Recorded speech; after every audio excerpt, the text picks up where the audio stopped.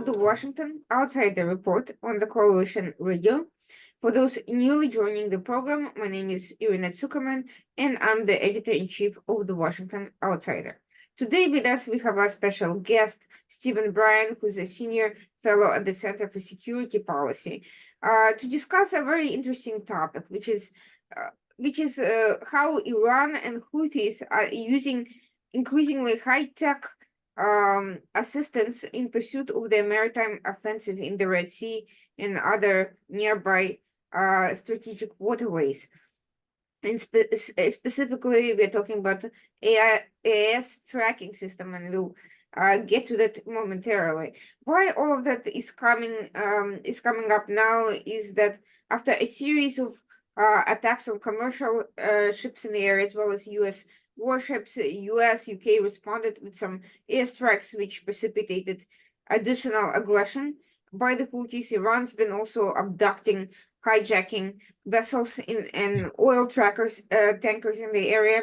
The Biden administration finally decided to redesignate the Houthis as a whole, as a terrorist organization, but we come to find out this morning that far from simply re-putting them on the same list as President Trump's administration near the end of the term, it actually put them on a lower ranking list, although theoretically speaking, there are two separate terrorist organization designations, and the Houthis could be eligible for both of them simultaneously. Moreover, from what I'm hearing, this designation was hollowed out by the issuance of 5 general licenses, which essentially allows Houthis to go on with much of their activity uninhibited from specific prohibitions. So these exceptions make this framework null and void for all intents and purposes, and how that affects their procurement of advanced technology is something that we'll get into this episode. Stephen, thank you so much for joining us today. It's a very important topic, and while we've been talking a lot about Iran's and Houthis' strategic objectives in the area, not much has been discussed in terms of the technical access and the specific methods they use to achieve these objectives. And before we get into all that, could you tell us a little bit about yourself, your background, and your interest in this issue? Sure. Well, I have a long career. I'm not a spring chicken, as they say. I started first as a professor, then as a political science, international politics, then as on Capitol Hill for the Foreign Relations Committee, where I was the staff director of the Near East Subcommittee for a number of years. After that, I went to the Pentagon, where I was a Deputy Undersecretary of Defense for Trade Security Policy and was responsible for high-tech U.S. exports to friendly and not friendly countries. Seems like we have a lot of both. And then after that, I became the president of a very large multinational defense company in the United States. I was the U.S. president of that company for about 11 years. So that's kind of a quick background, give you an idea. I'm not a scientist or an engineer, but I've had lots of scientists and engineers who work for me. So I learn a lot because I ask a lot of questions. So that's how I get my knowledge, if you want to call it that. And I'm obviously concerned about the Houthi situation. I'm very concerned about the Middle East, generally speaking, because it's become a real problem thanks to the Iranians. And I think they're the main agent provocateur that we have to keep our eye on. That's an important point, and I will get to that because many of the Houthi capabilities come thanks to efforts by Iran. It has been smuggling ballistic missiles, drones, missile parts through the port of Hodeidah, also over the borders with Oman, with Lebanon, and they've also been directing Houthis into building their own factories on the ground in Yemen. But Well, much of the attention has been on these weapons, on ballistic missiles and drones for good reason. They're used to attack ships, attack countries. Before this current development, the Houthis have been attacking other cities in Yemen. They've been attacking Saudi Arabia, UAE. So they've had a long and fraught history of being a regional threat. Now, however, they are threatening to block maritime maritime passageways for international trade, and that makes them more of a global threat directly, and not just a theoretical, and not just in theory as previously. But how is it that now this group of people, which started out decades ago being, just another clan in the north of Yemen, and not particularly sophisticated one at that, they were always made fun of for chewing cud and for dressing a certain way, and all of a sudden we're seeing that they not only present themselves in a very sophisticated way and essentially act as a military rather than a group of terrorists, but they have access to advanced tracking technology. And how do we know that they have that? Well, how do you pick out a ship in the middle of the Red Sea and understand that that specific ship in a very busy trafficked area is the one you want to hit because it may have a connection to Israel or now a connection to the United States or the UK? I mean, they're more than capable of doing this. And the way they do it is to use the automatic identification system, or AIS, which all commercial ships use for navigation and safety. So basically every ship over 300 tons is broadcasting a signal from its transponder that gives its name, its actual location, its speed, and heading. So, if you're Houthis or anybody else, in fact, you or I can look that up on the internet, and we can find by name specific ships, and we can figure out, if we have a good research operation, figure out which ones we're interested in. That's how they're doing it. There's no doubt about that. So There's no other practical way to do it.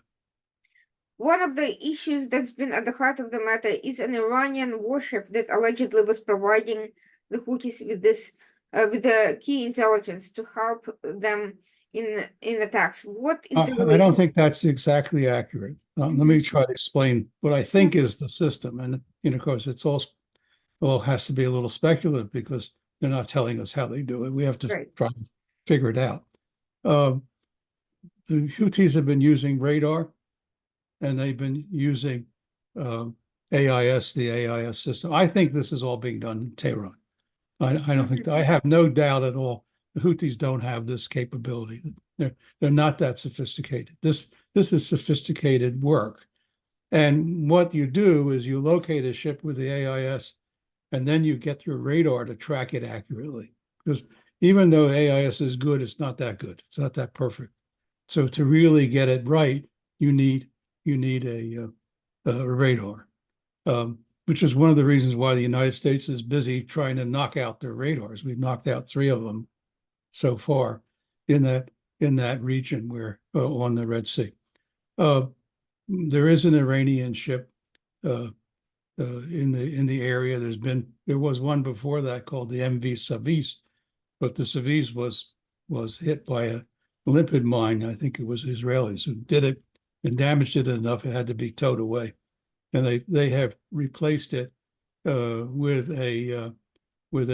another ship. So they have a radar ship, and now they've brought also a warship, an old one, but nonetheless a warship, into the Red Sea to shadow our own ships there, and they're capable of communicating with the land and to let the Houthis know about targets. So if we knock out radars, they have other radars. That's the problem. Have I explained it in any way that makes sense? Yes, absolutely. So the first question is a little bit of a practical. Given this reality, what can the commercial and other ships in the area do to protect themselves? Well, there are a bunch of recommendations about that in terms of protection. One of them is, to obviously have armed guards on the ship, because not only have they been targeting them with UAVs and missiles, but they also have been trying to board those ships with commandos, either using small boats or helicopters or both. So there's a definite risk to ships that way. But I'm also suggesting that uh, uh, that it's very important to consider another thing, which I think is that the AIS system sends out information every 7 to 10 seconds, which is quite a lot, and that is a problem, because it helps the Houthis target. But if you could delay those transmissions or make them less frequent, then they're not so useful for targeting. So I think that's something else that could be done, but it would need some experts to say the best way to do that. I'm not one of those experts, but I think it can help. I mean, there's no perfect solution here, other than to destroy all the Houthi capabilities, which is we're trying to do, but it's very hard, because some of those capabilities, like drones, are very hard to find. You can hide them in a house, you can hide them anywhere, in a garage, whatever. So those are difficult. The missiles are a little bit easier, because you can see them with aircraft or satellites or whatever you want. They're more visible, and you can. In fact, we just hit a missile field, cruise missile field, I think, or a ballistic missile field. I'm not sure which. Just yesterday. So that is definitely a target that we can go after. The drones are more difficult. So there's been a talk about the White House issuing an advanced warning to Houthis with the motivation of limiting the impact and not provoking a greater confrontation than necessary. And basically, the communication was, oh well, we're just trying to stop you from messing with the freedom of navigation, and later on we're signaling to Iran that you'd better stop it or else. To what extent has this allowed the Houthis to manage their capabilities, and basically what was the impact of that warning? What exactly have they been able to remove from harm's way? Well, I'll give you, that's a very good question. I think very important question. There's two levels, or two answers, I guess you could say, to what you're asking. I mean, one is the policy confusion in Washington. And you alluded to that earlier when you were speaking about the terrorist list and where they put the Houthis and where they should be, and what are the implications for export controls and all the rest. And we'll get more into that later. Well, yeah, but they've made a big mess, let's face it. I mean, and when you make a big mess, trouble comes. So on the policy level, they have difficulty. The other is they can't make up their mind what their mission is here, because they're afraid Iran will enter the war. I hate to tell them the news, but they don't seem to get it. Iran is in the war. This is an Iranian operation. This is not a Houthi operation. Yeah, the Houthis give the press conferences, but this is an Iranian operation all the way. Iran is still shipping in missiles. There was on the 11th, one of our naval vessels, the U.S. Lewis B. Puller, captured a dhow. It's a wooden sailing ship loaded with missile parts going to the Houthis from Iran. And that was very interesting for another reason, but we can talk about. But the fact that Dow was delivering these missiles now tells you who's running the show. It's coming from Iran. May I say one thing about that Dow, which is yes, please. one of the weapons found on that vessel was a copy, either a copy or a real one, but I think it was a copy of the C-802 missile, the anti-ship missile. The C-802 is a turbine-powered anti-ship missile originally made by the Chinese, and the Iranians have a copy of it called the Noor, N-O-O-R, Noor. I'm not sure how it's written in Persian, but it's Noor. In any case, that missile has an active radar seeker. So my guess is what's going on is that the current crop of Houthi weapons, especially the cruise missiles and the ballistic missiles, don't have active radar seekers good enough to target ships accurately. So the Iranians are now pushing in these newer, or they're not really new, but these newer weapons from the point of view of the Houthis that can use radar homing to hit the targets. They're much more expensive missiles than the ones the Houthis have been using, but they're more accurate. So we have a big problem on our hands here. I'm going to ask a question that may sound a little bit provocative, but I think it makes sense in the context. As we know, Chinese ships and Russian ships have been not been targeted to the point that other ships started announcing themselves as Russian or Chinese vessels to avoid being made targets.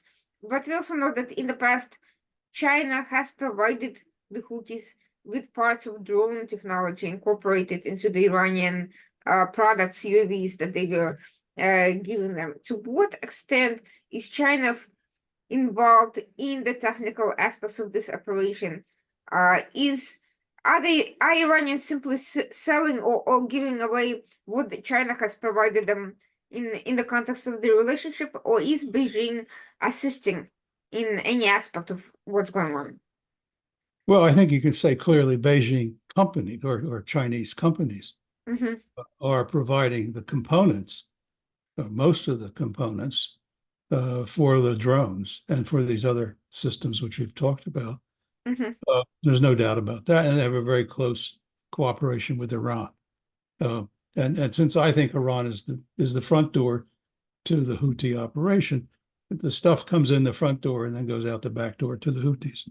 But it's a lot of it's Chinese. Now, if you tear down some of these things, unfortunately, if you tear them open and you see what's in them, you'll also find the parts that come from the United States and from Europe. So it's not just China. How do these American parts get to Iran? Globalization is the simple, short answer to your question. A lot of semiconductors, for example, that are used in the drones we're seeing in Ukraine and by the Russians, and the same thing we're seeing from the Houthis and the Iranians both, are parts that are bought on the international market. They're not controlled by export controls. So they're freely available. And the US has made no effort whatever to deal with this problem. It's a disgrace because it's US stuff. And then major US companies, AMD, Xilinx, just to name a couple off the top of my head, and there are plenty of others. All this stuff we find in these drones, and yet nothing has been done, not a thing, to try and deal with that problem. So it's coming back to haunt us, as they say.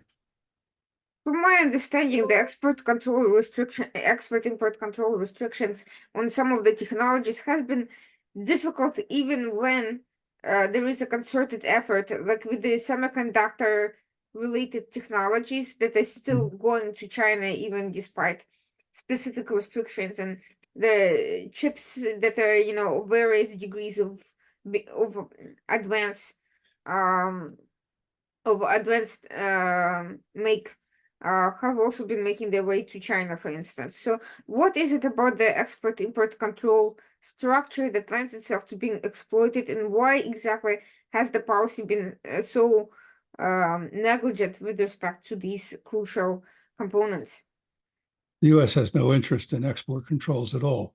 I mean, ever since 1996, when the US decided they wanted to open up in a big way to the Chinese and get rid of the COCOM, the coordinating committee that the US led for many, many years, trying to restrict exports, and got rid of that. So it's basically a sham.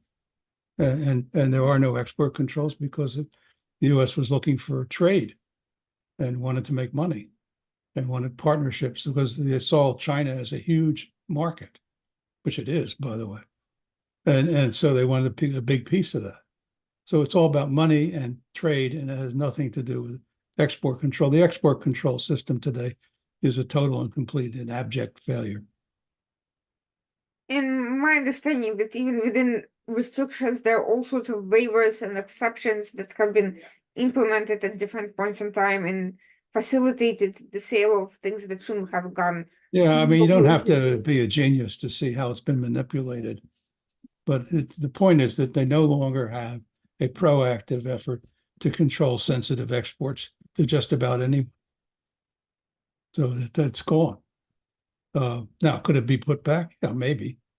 I'm not completely sure myself. I ran it for the Pentagon for 7.5 years.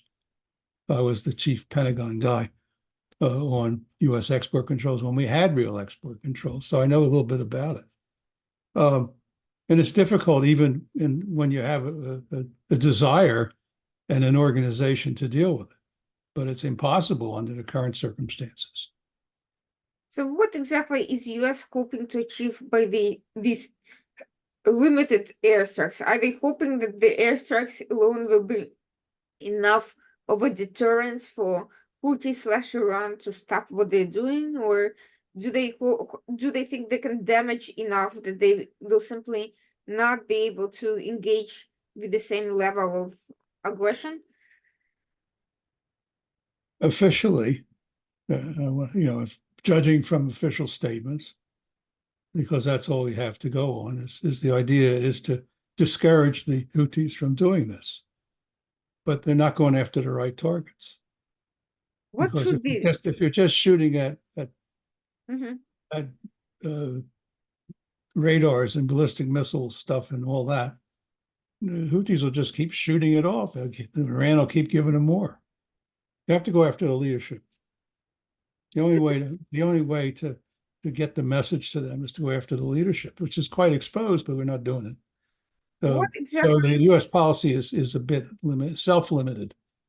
What exactly prevents U.S. from taking out some of these leaders? After all, in the past, this has been effective. Qasem Soleimani's assassination essentially disrupted many of the major Iranian operations and left them scrambling. They rebuilt their networks, but in a different way from previously, and left a lot of gaps open, as we can see from Well, their. I'm sure there's a policy debate about that, in the government here in the U.S. But I think they're very reticent to do much more than they're doing because they say we don't want a bigger war in the Middle East. They're getting a bigger war in the Middle East anyway, but they're not doing anything about it.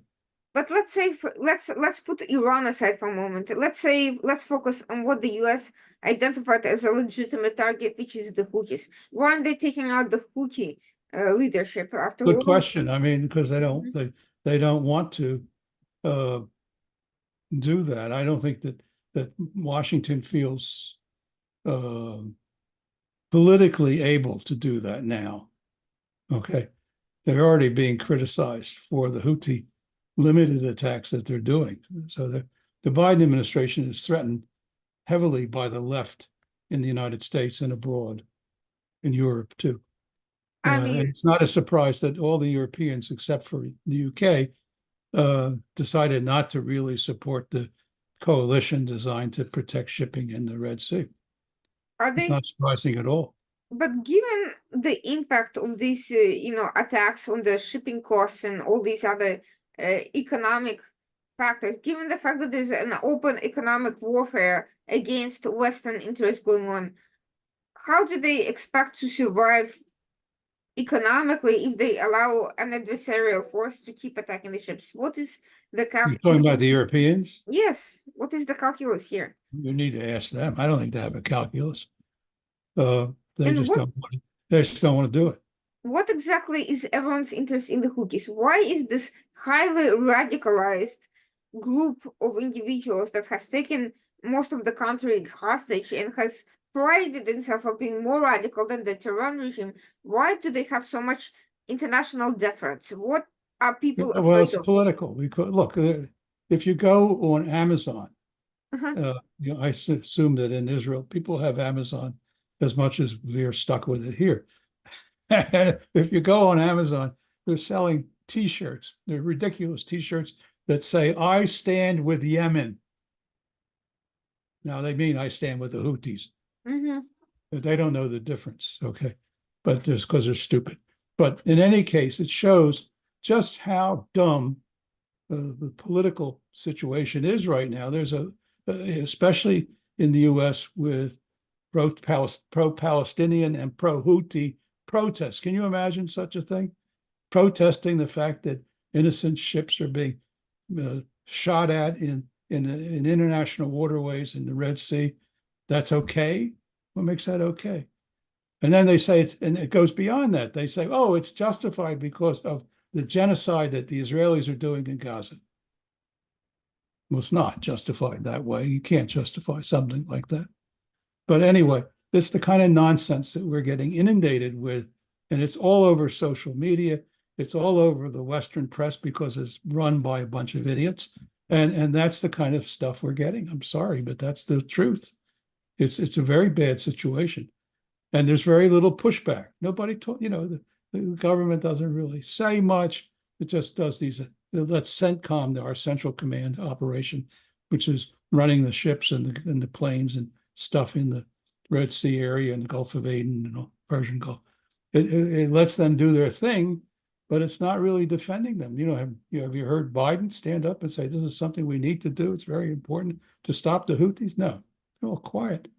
Or Blinken, the Secretary of State, who runs around wants a Palestinian state, but it has nothing much to say about the Houthis. I mean, it's ridiculous. And that's what we're in. We're in a political crisis, and it's a big one. It's a big one in the United States. Now, it's a minority. It's a true minority.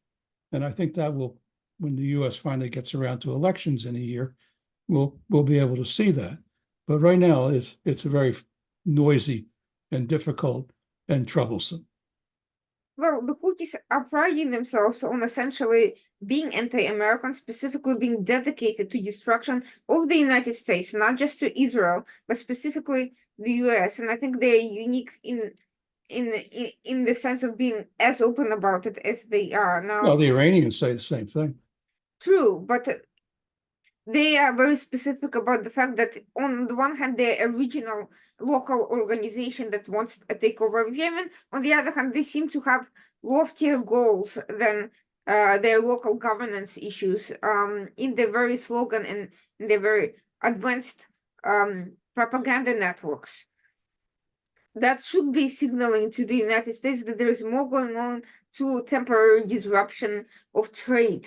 There is a coherent strategy because you don't just say you want to destroy the US without Look, actually. the U.S. has not wanted to understand the Houthis any more than they wanted to understand Iran, especially in the Biden administration. And before that, in the Obama administration, they didn't want to know about it. Look, they took them off the terrorist list when Biden got in office a week after. Took them off and told the Saudis and the UAE to stop it, not to be involved in any more attacks or whatever you want to call them, operations in Yemen. Stop it. So what did that do? That allowed the Houthis to really jack up their armaments because now all that stuff could come in with no opposition, whatever. The U.S. didn't inspect ships or stop arms from going there, nothing. And so we brought it about ourselves. But we should have understood what they're about. We certainly understand what Iran is about. If we don't, we're stupid. But I think we do, but we just don't care. It's a very strange situation. Iran is now, it's controlling Iraq, it's controlling Lebanon, it's controlling Syria, it's controlling Yemen. This is a very dangerous situation. Very, very dangerous. And the U.S. I've heard today that we pulled out, I'm not sure it's confirmed, that we pulled out a small base that we had in Syria, pulled our troops out. It's very sad. We also have a significant northern Yemeni diaspora in the US, in New York and other places. To what extent has the Houthi presence been established on the ground in the US? We don't hear about it all that much, but somebody is galvanizing these networks for for the pro-Houthi demonstrations all of a sudden. So they must have some sort of a domestic presence here. I don't know anything about it. Mhm. That's not my field. I deal with technology and with things like that. But I think it's much bigger than that. It's part of, when it gets, first of all, it's all part of this uh, movement to condemn the United States, to condemn Israel. That's the heart of it. To sever the relationship between that was built up thanks to the peace agreements with various countries like the UAE, to break that whole. They want to break it. They want to prevent Saudi Arabia from ever joining the Abraham Accords. All this is part of that pattern. Um, and of course, the thing in the U.S. is now we have terrible anti-Semitism in our college campuses, very heavy in our society. Uh, Vile things are happening, and very little is being done to counteract it. So when you look at that, that can't be just some people from northern Yemen. That's not where it's coming from. It's a much bigger problem. Speaking of bigger problems, getting back to this whole policy restructuring, this mess with the sanctions and designations and policy directives and licensing requirements. What exactly, with this new framework in place, with the Houthis symbolically being relisted as, nominal terrorists, what exactly are they still able to do with these new licensing exceptions? What kind of technologies or products could they still get their hands on, legally speaking? Well, one of the things I wrote about, which is interesting, is that they were apparently, they and the Iranians were buying services from U.S. satellite companies uh, that are using in their weapons. We could stop that. Could stop that in 5 seconds very easily by canceling all those accounts, turning it off. And those companies are international companies, but one of them is based right here near where I live, here in McLean, Virginia. So those companies, they're not been asked to do anything, but they should be. And now that there's a terrorist designation, they should be required to do it. And most of them have U.S. ownership. So I think a lot of we could cut that down, and that would, I think, do some damage.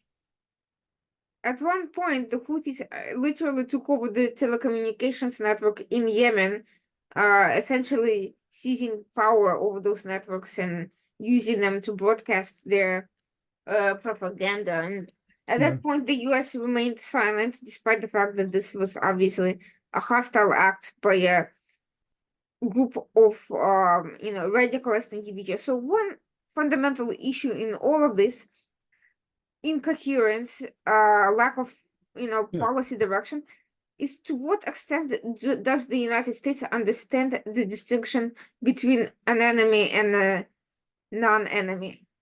To what extent are they able to make this distinction within tribal contexts and contexts where, you have multiple parties vying for power? Because I, to me, I think the policy confusion is so deep in Washington, and it runs through all the agencies so far, and that it's almost incurable. Um, but we have no leadership on this really, uh, and where we have it, it's in the wrong direction. We're not exploiting our strengths at all. We have lots of strength, not just bombs. We have a lot of other strengths, and a good team of dedicated personnel in the government could really make a difference today, and make it tougher for Iran and for the Houthis and anybody else to do damage to our interests. And that's fundamental policymaking. It's not being done. They're not doing anything so what other than CENTCOM. I have to say, CENTCOM is terrific. And I'm very, very happy with what CENTCOM is doing. But the rest of the government's sleeping. Incidentally, I read, and I know I can't prove this is true, but I read that the CENTCOM was trying to do targeting against these things in the Houthi-controlled areas, the missiles and such, that the CIA had nothing on it. They never did any work. They didn't know where anything was. So if that's true, and I suspect it is, that tells you the story. The government's disorganized. The key agencies that have tremendous resources could do a lot more than they're doing. We could approach private companies that are aiding and abetting terrorists, and Houthis are now terrorists again, like it or not, and tell them you can't do that anymore, and to help us put an end to it. We could do all that, but we're not doing it. So my message is let's turn it around and let's start doing those things. And if we can and do it quickly, we could have a lot of impact. Well, to me, it sounds that aside from the fundamental problem of intelligence agencies not doing their job, perhaps because they were directed not to do it, and perhaps for other reasons, we could simply get that information from regional actors. We have allies in the region who have been embroiled in that local conflict for 8 years, and I'm sure have access to the locations of all these. If you want to hear that, yeah, you're right. If you want that information, if you want to hear about it, if you want to be, up to date on what's going on, you could do all that. But my belief is we're not. Or if we got the information, we're burying it someplace. Look, tons of information come in through various channels into the U.S. government, public and private, satellites. It goes on in all different ways. But if you're not interested, you put it in we call it the circular file. That's called a trash can. And you forget about it. You had a similar problem in Israel, by the way. Mm-hmm. So it's not an unknown phenomenon. Mm-hmm. But now that we're actually in a war, as you are in Gaza, and maybe with Hezbollah in the north, now that we're actually in a war, the game has changed. And we should have the best of the best working on this problem. Yet I don't see it. I don't see it at all. What it seems to me that one of the problems is that these symbolic decisions are really kind of one-off and very reactionary. It seems to me that there needs to be a comprehensive strategy on different issues: the military, the intelligence, the communications, the export-import control, and so forth. Yeah, but if you think of the government as a big ship, okay, by putting that kind of designation in place, that helps the ship to start to turn. And you want the ship to turn.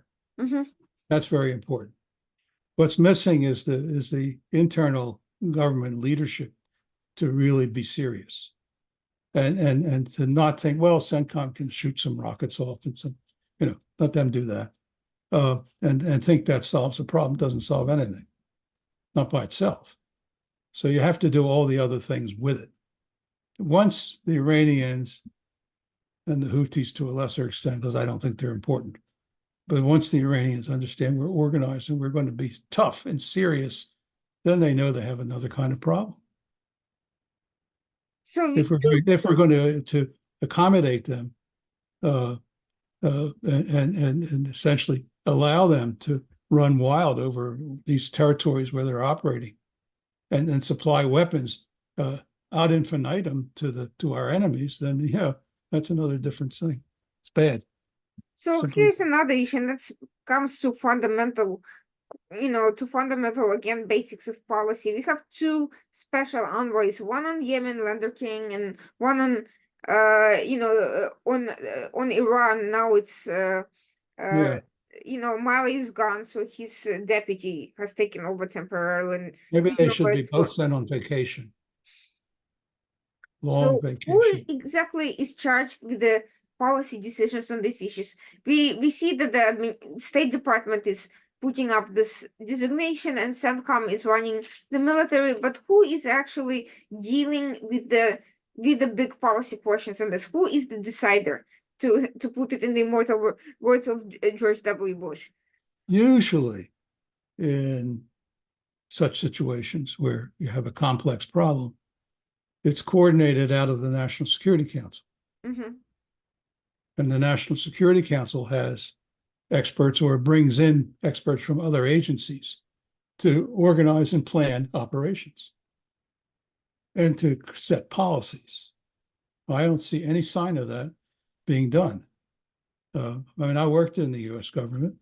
I worked in the U.S. Defense Department. I worked with the NSC. I worked with state. I worked with the agencies, the intelligence agencies. I know them all. And when we set our mind to something, we did it. But right now, I don't see it. That's who you want to know, who's in charge, who's running the ship. Mm-hmm. Usually the president delegates that to the NSC. The NSC then hands out marching orders to the agencies, and it coordinates all that, and it centralizes the operation. Or occasionally sets up a special task force if the problem requires that. But all that is, there's no Yemen task force that I know about.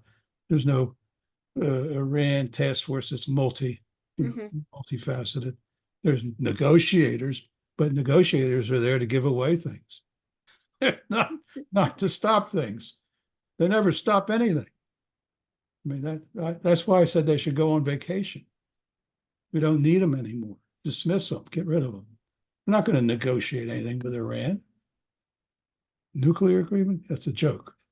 So why don't we just get organized and do it right? I think we're capable of it, but I don't think we're doing it. So to what extent would it be the Red Sea problem, the freedom of navigation and so forth, is actually a national security priority for the US? Or to what extent is it being treated as a national security, I should say? Well, it is it is. I mean, the US is always supporting the freedom of navigation. I mean, that's an American policy, and not only an American policy, but it's certainly a priority of the United States.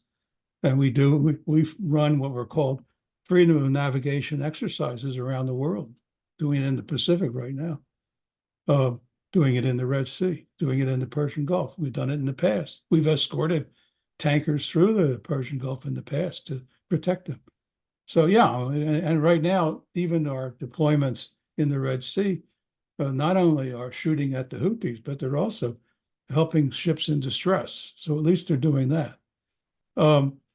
So we've done it before. That's a solid U.S. policy. I don't have any problem with that. I think it's good. The difficulty is that we have an adversary that doesn't want to stop being troublesome, and that takes more effort. So far, all these talks were conducted by US and UK. To what extent do you think it would be possible to get other countries on board with the military aspects of this confrontation, should it come to that point, and should we finally make up our minds to do it? Well, we certainly have the UK in our camp. Mm-hmm. I think that's very important. I'm sure Israel is quite happy with what we're doing. As far as other countries, the Europeans especially, and the Japanese. Now, I noted that the USS Abraham Lincoln is an aircraft carrier, Mm-hmm. was carrying out exercises, freedom of navigation exercises in the region, and there was a Japanese destroyer along with them. So that's good news. I think that's very important. The real disappointment are the French and the Germans and the Italians who aren't cooperating the way they should be. It's particularly annoying that the Italians, who have a major responsibility for the Eastern Mediterranean and understand what it is and what it takes to protect, keep those sea lanes open, decided not to participate in the U.S. Operation Enduring Effort. So I'm disturbed by that, especially because it has a conservative leader, Maloney, Prime Minister, who should be good on these things, but isn't. So I'm very annoyed. French, you understand. French are the French. They do what they want. But all of them will suffer because of the shutdown of shipping in the Red Sea, because the Suez Canal is the key artery that's bringing products, petroleum and bulk products and other products, including from Asia, to Europe. So to lose that route means they have to go around the south of Africa and all the way up. It's very expensive and time consuming, and it's going to be very costly. So insurance rates have skyrocketed. The cost of operations have skyrocketed. And yet, and that's impacting Europe. And the Egyptians, by the way, also paying a price for this. Surprisingly, the Egyptians aren't helping either. Well, from what I understand, in Egypt, this whole situation is being sold as pro-Israel. They are claiming, well, because the Houthis are doing it to stop the conflict in Gaza, to stop the war in Egypt, Gaza. yeah, I know, but Egypt earns $751 million a month Mhm. from the Suez Canal. What do you That's think would it take to bring Egypt on board? Is it essentially a decision because US has frozen some of the military aid, and so they're making this excuse uh, of not cooperating? Is there a real struggle inside the government that prevents them from taking action? Is it the financial crisis? Is it other security issues that they're prioritizing? What exactly is the real reason? Well, I think what's driven the Egyptians, you've seen it in their attitude toward the Gaza situation as well, is largely fear of the Muslim Brotherhood, Mhm. which, something to worry about for them. It's because there's a lot of them in Egypt, and that's what killed Anwar Sadat. But isn't the Muslim Brotherhood more likely to take advantage of an economic crisis exacerbated by these attacks and the loss in revenue? Won't it be, better for the government to step in, put an end to all of this, help put an end to all of this, and recover the money, and then not give the Brotherhood the excuse to agitate against them? I think the real story here is the U.S. hasn't pushed them and hasn't asked them. Mm. Mhm. I mean, let's be honest. I mean, they're not going to do anything unless the U.S. really pushes them. The U.S. hasn't asked them to do anything. Why is that? Wouldn't US want Bad more? policy again. I mean, Well, foolish. from the US perspective, it's better to have a broader coalition, and it's better to have a MENA country in it, a major country, not just Bahrain, to show that there is real security concern that impacts the region, and they're not simply doing it, As I said, the for ship is show. starting to turn, but it hasn't fully completed its Hmm. turn. The ship of state, meaning the U.S. Hmm. And there's a lot of internal opposition. Look, there's a lot of pro-Palestinian support inside the U.S. government, in the White House, okay, in the State Department and in other agencies. They were put there by Biden. Let's face it, he loaded it up with all these pro-Palestinian people. So you have that problem. You have a policy divide inside the State Department. They're not sure where there was opposition to the idea of putting them back on the terrorist list. They wanted them off. That was their agenda. So yeah, we haven't turned the ship fully around yet. Whether it's possible in this administration is an open question. I think Biden is very reluctant to do much of anything except try and keep the lid on things until he's reelected. That's his. The same goes for Ukraine, and the same goes for a lot of the Pacific and Taiwan and Korea and all over the place. So things are in drift. At best, things are in drift. And when things are in drift, trouble comes because everybody sees things are in drift. The U.S. doesn't really have a policy. The U.S. is confused. The U.S. is weak, on and on and on. So they take advantage, exploit it. Let's look at the projections. Given this, temporary lack of US cohesive policy and disruption of procurement of technologies on the Houthi part and on Iranian part, how far can Iranians and their proxies in the region take this technical cooperation and telecommunications and all this that allows them this targeting these operations Iran is abducted, has used electronic jamming to abduct some of these ships. To what extent this hybrid warfare can rise to the next level, and what would that look like? Why should it? I mean, if you can get everything you want with hybrid warfare, why do you need the next level? Mm-hmm. So you don't. And if you do, you use your proxies to do it. So if you unleash Hezbollah, for example, okay, if they get killed, they get killed, but it's not, it's not their problem. And so I don't know that they need to, given their objectives. Now, if they want to make war on the United States, Mm-hmm. and actually use Iranian assets directly against US bases, they will find out that the US doesn't like such things. And the US will respond and will be in a war with Iran in 5 minutes. They know that. So they're not doing that. They're using proxies. But if they want to try it, they will, but they don't need to yet. Now, I think the real thing they're aiming for, in my humble opinion, is the destruction of Israel. They've made that very clear. Mm-hmm. They've been organizing for years in Lebanon and Syria to carry out major attacks on Israel, not just in Gaza. I think Gaza was sort of a sideshow. I didn't expect it to be that successful. But it certainly drained Israel of money, manpower, everything. It's been very painful. And so I'm sure they're happy in Tehran. But they really want to break Israel altogether. And so will they expose themselves that way? I don't know. That's, you have plenty of experts in Israel have a better grasp of that than I do. But my guess is that's what they're after. Anyway, they say they're after. That's not a secret.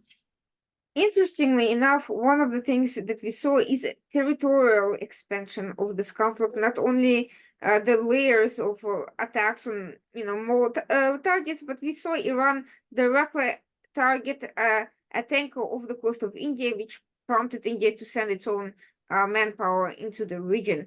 Now, there are all sorts of reasons why Iran might want to do that. Previously, it's had solid relations with India, but India is now joined the Quad. It's doing a lot of military training with the, U.S. countries, with the U.S. and its allies. So, it may just be a message. But what is the risk of Iran seriously trying to really cause more of a confrontation in the Indo-Pacific, and then China joining in on this sort of I don't see the Chinese doing that. Mm-hmm. Honestly, don't. I mean, they're happy to supply all the stuff that the Iranians want. And they might even put a token ship out there to say, hey, we're here. But to get engaged in hostilities with the United States somehow, no, they don't want that. Or if they do want it, they want it in, near their backyard, near Taiwan. Mm-hmm. But they don't have any great interest in Iran other than getting oil from them. But and buying military products that the Chinese dump into Iran. And there's nuclear cooperation too. But I don't think they want that kind of confrontation. The Indian thing's rather odd, the ship that you're talking about. Mm-hmm. Very strange event. But I would also point out that the Iranians attacked a town in Pakistan just yesterday. I think it was yesterday. Bombed it. Yeah, I mean, and the Pakistanis have broken diplomatic, or at least they recalled their ambassador from Tehran. So they're very angry, but they won't do anything about it either. No. The issue with Pakistan is a little bit less mysterious because they have a history of joint operations against Baluchi operatives who've targeted Iran. I think in this case, Iran may have been under pressure to show its pro-security credentials after they missed the ISIS attack, and they may have rushed and just not coordinated with Pakistanis, which explains this diplomatic. When you bomb another country's territory, it's an act of war. It is. Simple as that. It is. If you're going to live with it, you live yeah. with it, but they bombed it. So the Turks have just bombed Syria and Iraq. Absolutely. But again, Iraq and Syria have both been putting up with it because they claim that the Turkey is targeting PKK and that doesn't really concern them. So there's been this tacit understanding among all these players. You can India explain thing, anything I you don't want. believe there is a tacit understanding when you target India's tanker. That is not some specific terrorist group that you have a record of previously targeting jointly, or that you have this implicit understanding. I think it's a I think that different. tanker they claimed it was Israeli, but it turns out that it wasn't. So it was a mistaken, misidentification or. Right. Mhm. It did a But lot of damage to it. It had to be towed. wow, it's yeah. So that is interesting though that it would go as far as they did though, because this is much. When you have a vacuum and where the US doesn't know what day it is and what it's doing, Mhm. then you exploit it. This is exactly what they're doing. There's no doubt about that. And they'll do it more until someone cracks them on the head. And then they'll stop or pause until they get the next chance. But that's how they operate. So you have to do this, you have to push back. And we're not, we let them shoot at our bases in Iraq using their Shia proxies in Iraq to do it. The last time they did it, they fired missiles right from Iran in Erbil. That's another attack on a foreign country. Now it's not ours, but it was. And by the way, they claim they attacked the Mossad headquarters in Erbil.